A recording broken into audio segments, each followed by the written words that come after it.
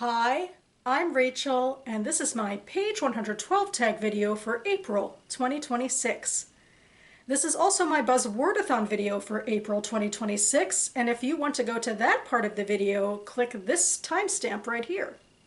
But anyway, the page 112 tag was brought to BookTube by Sean at Sean Breathes Books. And he based it off of a French literary prize wherein they comprised the long list of said prize solely by reading page 112 of the books in contention. These books were all novels, and in most novels, page 112 was supposed to be somewhere past the polished for editors pages where you get to the raw, real writing. And without the context of the rest of the story, you can only technically judge based on the quality of the writing, although sometimes some of us fudge things. I don't know about in the prize, but on this channel I do. And in fact, I have been playing this game every month for the past several years since COVID. It's a way to slowly whittle down my physical unread shelves while building them back up again. So this is what I do. I have this handy dandy books and cats mug. Inside are pieces of paper. These are slips of titles that I've acquired in 2025 or earlier. I pick out 3 per month, read page 112 with you, discuss their merits, and then ultimately choose one book to add to my month's TBR. So this is my fun TBR game spontaneity, and I always get very excited to start choosing these books and picking them out of this mug. So without further ado, let's get into it. Starting with book number 1. A lot of these books are samey, but I hope always for a little variety. But let's see what we start with. And also these stick together, but this one seems to be now on its own. So let's see. Oh, FEMA by Amos Oz. Did I get this last year, I think? Possibly. Yeah, is this I don't think I've ever played with it. I do acquire a lot of Amos Oz books. It was either last year or the year before. I think I got this one from the Carpe Librum bookstore in DC. It's a great organization. It usually does a lot of pop-up sales as well, and they support children's literacy efforts, so huzzah.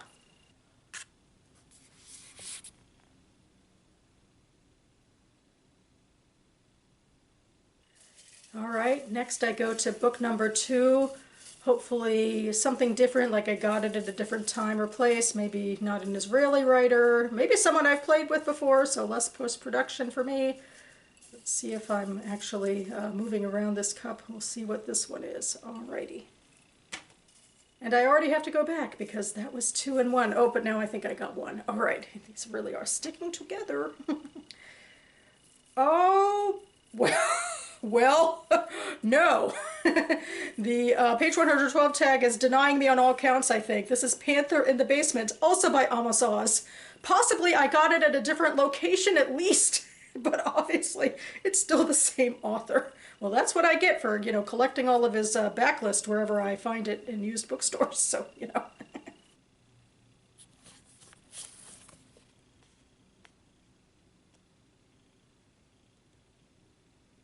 All right, and finally, book number 3. By this point, I feel like it's only fair to get another Amos Oz book, just to, keep things fair, and balanced. Pitting 2 of the same author against a new author will be strange, although that might be what I'm looking at here. But okay, let me pick out this one. Yep, Giddle's Freedom by Iris Mitlin-Love. Definitely a new author. I got this book last year at Indie Bookstore Day. It was actually a giveaway ARC when I went to the People's Book in Tacoma. So it wasn't on my radar at all, but it is about Jewish American history, so also appealing to me.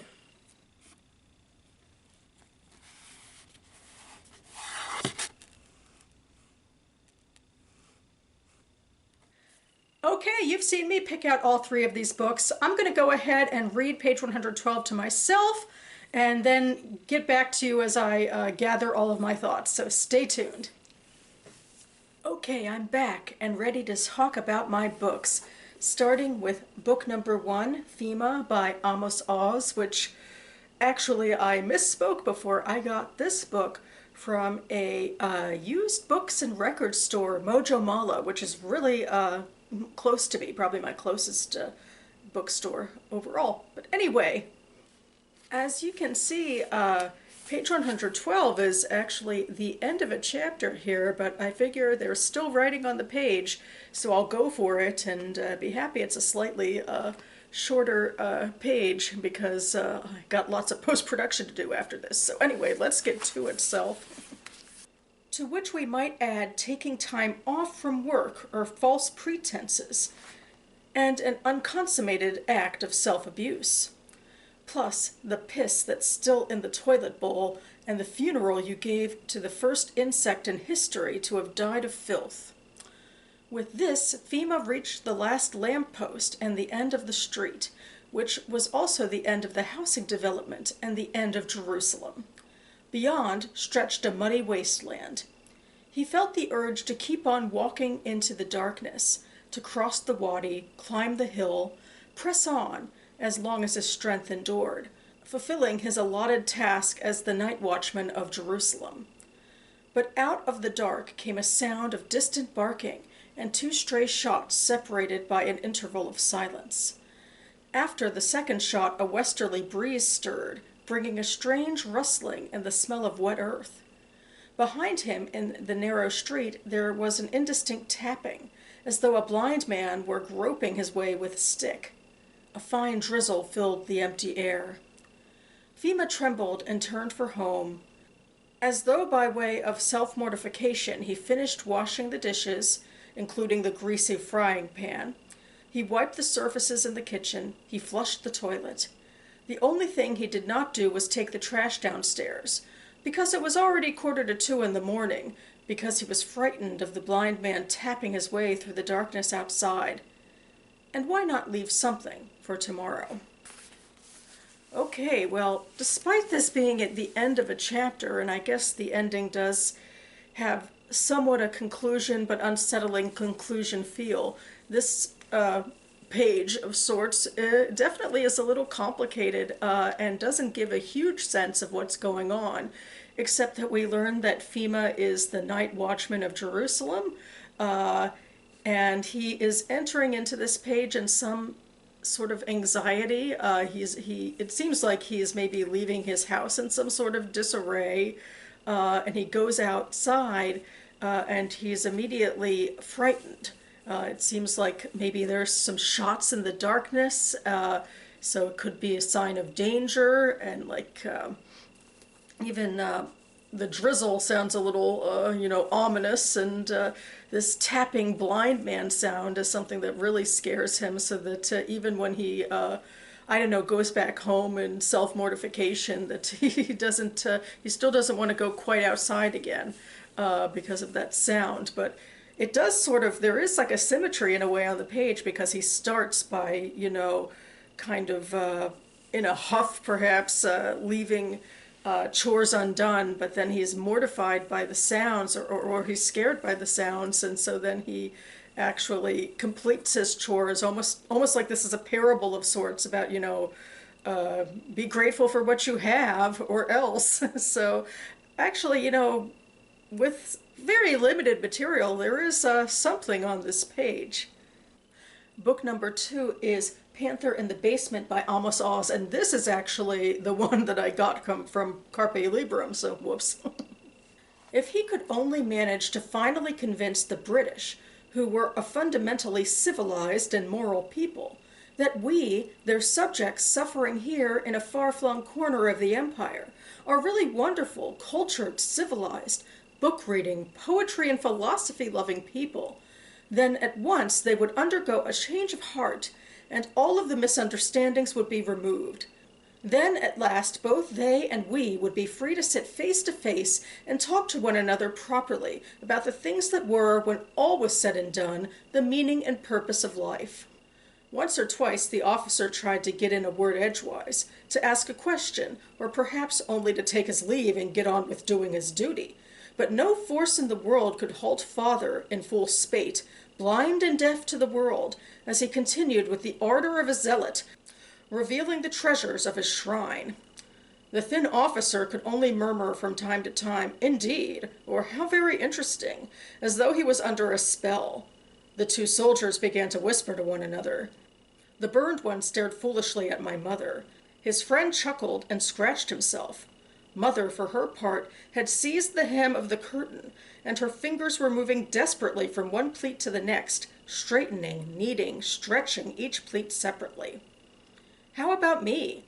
My duty was to find some secret way of warning Father, who was gradually drawing the British officer toward the deadly shelf.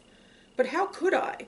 All I was able to do was at least not look in the direction it was better not to look. Suddenly, the brown paper package succumbed to an urge to turn traitor. It started to make itself conspicuous, to stand out in the row of books, like a fang among milk teeth, looking out of place and different from the others in color, height, and thickness. Okay, so this one I think it took a little while to get into, but what I think is happening, it feels there's a lot of tension on this page as well, where we have, first of all, I guess I'll say that I would assume we are dating this story to the British Mandate of Palestine. And let's just be real. I remember the cover copy about how this is a fictionalized account of Amos Oz's experience at the end of the British Mandate. So there we go. So he would probably be the young boy, and he's with his parents. I don't know for sure, man. This doesn't necessarily sound like his parents from his actual memoir, but in this page, it seems like the father is going on some sort of tear with a British officer and two soldiers, talking about, if only we could understand each other, some sort of thing. It's just like a full-on tear, which maybe could be a sense of zealotry, but maybe they're doing some sort of mission to obscure something, because this paper bag suddenly is a really big deal, and the son, I'm going to assume son because Amos Oz, is sitting there we can't actually turn these officers' attention to this paper bag, which apparently on its own at the end of the page is making itself more conspicuous anyway, and meanwhile the mother is acting definitely very anxious in one of those really great ways to talk about anxiety, where she's sitting there and just over straightening pleats, and so you know that she's anxious. So yeah, there's a lot going on here too, and I kind of like the tension, and I like the sort of overzealous behavior, which is indicative, I think, of a lot of Oz characters. And finally, book number 3 is Gittle's Freedom by Iris Milton Love, which, as I said earlier, this is the only book I actually got in 2025. The other two are from 2024, and this one I got on Indie Bookstore Day from The People's Book in Tacoma Park, Maryland. I turned around and must have lost my grip on the ladder and fell all the way through the trap door to the basement. I could hear people yelling, but I could not get up. I think I avoided hitting my head, or at least I was still conscious, but I could not sit up properly or move my arms and legs, so I just lay there waiting for something to happen. My back hurt a lot. After a bit, some firemen came down the stairs to the basement with some equipment. They put me on some kind of board and carried me up to an ambulance, which brought me here. Just then, a doctor comes into the room. He says, "We have the results of your x-ray. You have cracks and chipped bones and 3 vertebrae in your lower back. We are going to wrap you in a brace that has hard vertical stays all around it. The brace will go from below your bottom to close to the top of your body, so you will not be able to sit up. We will keep you in the hospital for a few weeks to determine whether the vertebrae are going to heal, or whether you might need some sort of surgery. If at the end of that period the vertebrae have begun to heal, we probably will be able to give you a different brace that will allow you to sit up. But while you are in the hospital, I do not want you to put any strain on your back. You will have to stay in bed." Gittle thinks, "Oi, not again. Did I have to marry such a schlemazel? Someone with such bad luck? Is he going to get paid when he recovers? How will we get by if he doesn't?" Gittle asks the doctor, "What is likely to happen when or if he has a different brace? Will he be able to come home? Will he be able to work? How about climbing the stairs? We live on the 3rd floor in a building without an elevator." The doctor thinks for a bit. "I am not sure how to answer your questions now. We will have to see how things progress. But I do think it will be a long time before your husband is comfortable climbing stairs, particularly 3 flights of stairs." All right, so Yeah, in essence, what seems to be happening here in the very beginning, the husband is explaining an accident that befell him, uh, possibly to Giddle, because we know there's only three people in the scene: Giddle, the husband, and the doctor. And the doctor walks in after he gives this explanation, and then he gives a very long explanation about the type of brace this man will have to wear. So obviously, it's a pretty severe injury, and Giddle is immediately worried about. I think putting food on the table, again, I know this takes place in the past, so usually men are the primary breadwinners. So, what's going to happen to them? And so it's cool to see how she takes charge of the situation to ask about that. Otherwise, it is, I find this a little bit clunky. It's ironic because I tend to like when there's a lot of dialogue, or, well, maybe not this much dialogue. I feel like these, I don't know, these paragraphs are kind of long and clunky, although to a certain extent, I feel like I understand it, especially when it comes to the doctor's paragraph. Doctors have to explain to their patients, or should explain to their patients, what's going on and what type of care they need, and that can take a time, but it does feel, a little clunky and without, some sort of, I don't know, break to set the scene a little bit more. So maybe that's what's a little disconcerting to me. Also, I guess maybe Giddle's speech seems a little clunky as well, but maybe I could chalk that up to, bad English or something like that, that this character's an immigrant. Anyway, I do feel like I'm kind of making excuses, but at the same time, there's some interesting stuff on this page. We're talking about what it'll be like to have to deal with, a really debilitating physical problem, and what that might do to the finances. Hopefully we'll check in with the husband too, because this sounds pretty horrible for him. Also, we get some Yiddish, which is kind of nice, and Schlemazel means basically someone with really bad luck or terrible fortune, which is apropos to this situation, I think. Anyway, after all of that, I do think I'm just going to go ahead and read this one, especially since I'm pitting it against two books by the same author. So, in a way, possibly, this is the fair way to go, to go with this one. Okay, and now on to the Buzzwordathon part of this video. The Buzzwordathon is a famous readathon on BookTube started by Kayla at Books and Lala. It's been going on for several years, particularly with her title prompts. What Kayla does is she tries to take a look at trends in publishing within the last year, and then she creates monthly prompts based off of that.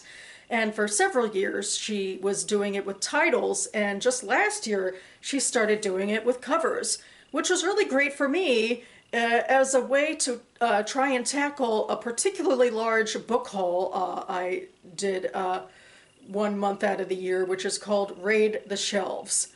Raid the Shelves is put on by the Jewish Book Council every year. They open the doors wide to people who are interested in Jewish literature, and they get a lot of copies, like from publishers and etc., of Jewish literature that they want to unload. And so for, a certain fee, you can go in and like cart out, boxes or suitcases of books.